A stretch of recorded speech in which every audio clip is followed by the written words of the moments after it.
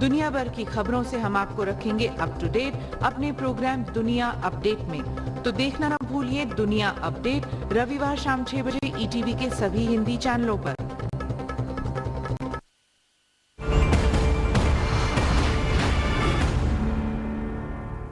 Break के बाद आपका स्वागत है। हाशिए में इधर उधर कई खबरें दबी हुई होती है, इनका राजनीतिक अर्थ भी होता है। उन्हीं में से अब पेश है राजकाज की कुछ बातें।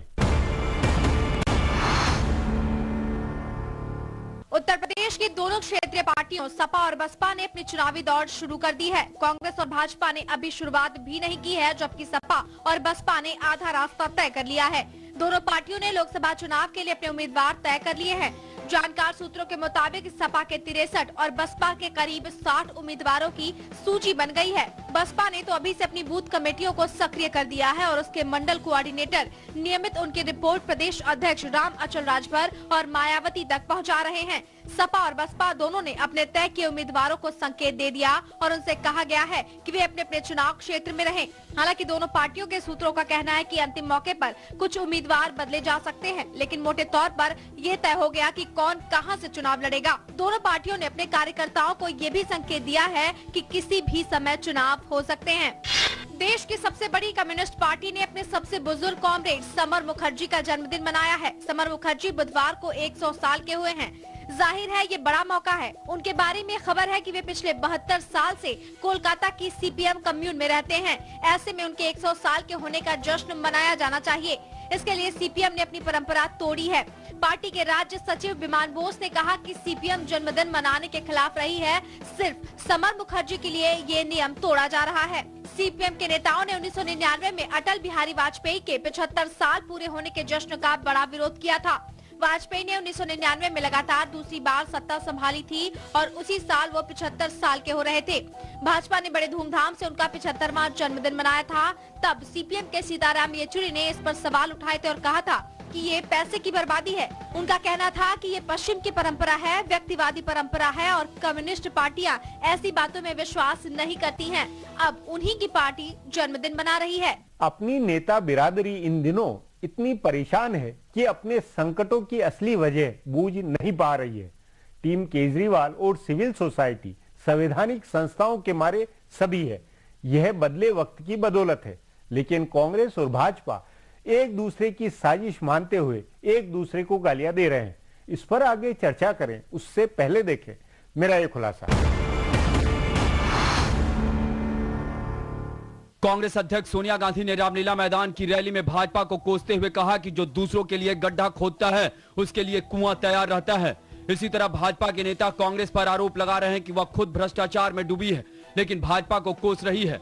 असल में ये दोनों पार्टियां और इनके अलावा दूसरी क्षेत्रीय पार्टियां भी सिविल सोसाइटी, संवैधानिक संस्थाओं और मीडिया के खोदे गड्ढे में पड़ी हैं, लेकिन उन्हें कोसने की बजाय एक दूसरे पर आरोप लगा रही हैं। सोनिया गांधी के दामाद रॉबर्ट वाड्रा के खिलाफ खुलासा अरविंद केजरीवाल ने किया था। वाड्रा, डीएलएफ और हरियाणा के मुख्यमंत्री भूपेंद्र सिंह हुड्डा की मिलीभगत की खबरें मीडिया में छप रही हैं।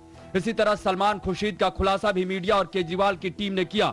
उससे पहले संचार और कोयला घोटाला सीएजी की रिपोर्ट से खुला। फिर सोनिया गांधी ने गड्ढा खोदने का आरोप भाजपा पर क्यों लगाया? भाजपा ने तो कोई आरोप ही नहीं लगाए, वह तो खुद ही अपने अध्यक्ष नितिन गडकरी को बचाने में लगी है। ध्यान रहे, गडकरी का मामला भी केजरीवाल और मीडिया समूहों ने खोला है। यह बहुत दिलचस्प स्थिति है। मीडिया, सिविल सोसाइटी और संवैधानिक संस्थाएं नेता बिरादरी के लिए गड्ढे खोद रही हैं। इसके बाद नेता बिरादरी एक साथ मिलकर मीडिया और सिविल सोसाइटी व संवैधानिक संस्थाओं को गालियां दे रही हैं और उसके बाद आपस में भी लड़ रही हैं। इसका असल कारण राजनीतिक है। सिविल सोसाइटी, मीडिया या संवैधानिक संस्थाओं का कुछ भी राजनीति में दांव पर नहीं लगा है। उन्हें चुनाव नहीं लड़ना है। केजरीवाल पार्टी बनाकर दिल्ली का विधानसभा चुनाव लड़ेंगे, लेकिन वह बाद की बात है। उससे पहले कांग्रेस और भाजपा को ही चुनाव लड़ना है। हिमाचल प्रदेश के चुनाव हो गए और गुजरात में होने वाले हैं। उसके बाद 8-9 और राज्यों में विधानसभा चुनाव होंगे। इन राज्यों में से ज्यादातर में कांग्रेस और भाजपा को आमने सामने लड़ना है। इसलिए वे मीडिया या सिविल सोसाइटी को गाली देकर चुनाव मैदान में नहीं उतर सकते हैं। यह सही है कि दोनों अपनी राजनीति के मारे नहीं हैं। उनके खिलाफ गड्ढा दूसरे लोगों ने खोदा है, लेकिन मजबूरी है कि वे एक दूसरे को उसमें धकेलने की कोशिश करें। असल में कांग्रेस और भाजपा दोनों की राजनीति अपने को दूसरे से ज्यादा पाक दामन दिखाने की है। तभी सोनिया और राहुल गांधी ने रामलीला रैली से पहले हिमाचल प्रदेश के चुनाव में लगातार यह कहा कि उनके ऊपर आरोप लगाने वाले खुद आकंठ भ्रष्टाचार में डूबे हैं। भाजपा को भ्रष्ट दिखाकर ही कांग्रेस अपने को बेहतर बता सकती है। तभी बार बार कांग्रेस के नेता कहते रहे हैं कि उन्होंने भ्रष्टाचार से लड़ने के लिए आरटीआई कानून बनाया और लोकपाल भी ला रही है। राजनीतिक पार्टियों को असली संकट का बहुत अंदाजा नहीं है, उन्हें तात्कालिक राजनीतिक लाभ की चिंता है। वे यह नहीं समझ पा रहे हैं कि अरविंद केजरीवाल या मीडिया या सीएजी जैसी संस्थाएं एक के बाद एक घोटाले खोल रहे हैं तो उससे राजनीतिक दलों की विश्वसनीयता कितनी खराब हो रही है। राजनीति के प्रति आम आदमी के मन में वितृष्णा का भाव पैदा हो रहा है। आज आम आदमी मानने लगा है कि हर पार्टी और नेता खराब है और केजरीवाल ने यह भी स्थापित किया है कि सब मिले हुए भी हैं। अभी सारे नेता यह साबित करने में तो लगे हैं कि वे मिले हुए नहीं हैं, लेकिन असली बात यह साबित करने और दिखाने की है कि वे भ्रष्ट नहीं हैं। अब एक ब्रेक है, उसके बाद पक्ष विपक्ष के गड्ढों पर चर्चा करेंगे।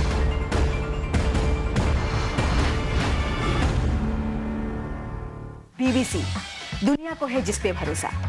हमारा टीवी प्रोग्राम ग्लोबल इंडिया जोड़ेगा आपको